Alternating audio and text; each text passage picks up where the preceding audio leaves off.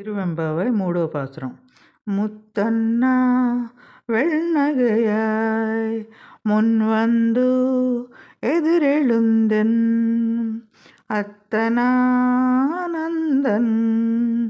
அமுதன் என்றள்ளூரி தித்திக்கப் பேசவாய் வந்து உன் கடை திறவாய் பத்துடையீரீசன் பழா அடீர் பாங்க உடையீர் புத்தடியும் புன்மை தீர்த்து ஆட்கொண்டாள் பொல்லாதோ எத்தோனின் அம்புடைமை எல்லோ மறியோமோ சித்தம் அழகியார் பாடாரோ நம் சிவனனை இத்தனையும் வேண்டும் ఎమక్కేలోరెంబావై. ముత్యాల వంటి తెల్లటి పలువరుసలు గల ఓ చెలి అందరికన్నా ముందుగా మేలుకొని వచ్చి ఎదురుగా నిలిచి నా తండ్రి ఆనంద స్వరూపుడు అమృతమయుడు అని నోరారా తీయగా మాట్లాడతావే.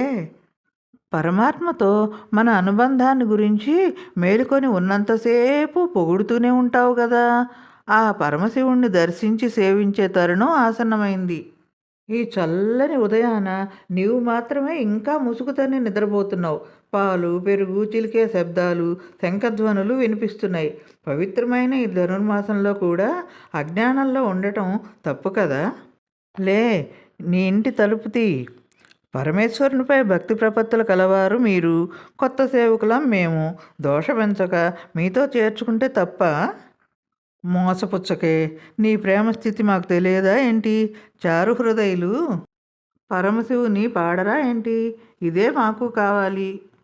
ఈ జగత్తుకే ఆనందాన్ని జ్ఞానాన్ని రూపాన్ని ఇచ్చే ఆ శివుని అనుగ్రహం నీకు ఉండాలని కోరుకుంటున్నాను. శివానుగ్రహం పొందిన వారికి బంధాలు బాధలు కష్టాలు అన్నీ చిన్నవైపోతాయి. భక్తి ఒక్కసారి గుండెల్లో పుడితే పాపాలు తగ్గిపోతాయి, మనసు పవిత్రమవుతుంది, జీవితం తీర్థంగా మారుతుంది. శివభక్తి మనల్ని పవిత్రుల్ని చేసి లోక బంధాల నుంచి విముక్తుల్ని చేస్తుంది. కనుక ఆ శివయ్యను స్తుతించటానికి జ్ఞానం పొందిన వారితో కలిసిరా. లే.